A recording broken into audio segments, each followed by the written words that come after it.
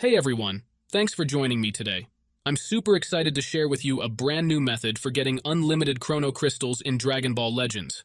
Whether you're a new player or a seasoned veteran, this trick is going to take your game to the next level. I've already used this method myself, so let me open up the game and show you that it really works. As you can see, I have an insane amount of Chrono Crystals. It's absolutely amazing to have so many resources. The best part about this method is that it's very easy and straightforward. You don't need any special skills to do this. No jailbreaking, no complicated steps. Just a simple process that anyone can follow.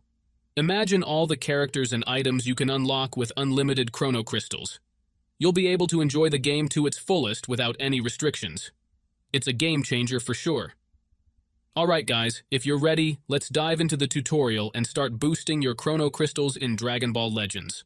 Before you can use this method, there are some settings you need to change. These settings apply only for iOS devices. If you are on an Android device, you can skip this part and move on to the next step. First of all, you need to make sure that your Dragon Ball Legends game is updated to the latest version. To check that, simply go to the App Store and see if there is any update available for the game. If there is, download and install it right away. If not, then you are good to go.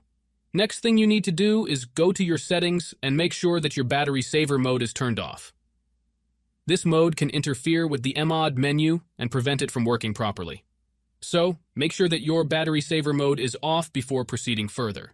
What you need to do next is open up your internet browser, in my case it will be Safari, and go to the website called lucidapk.com.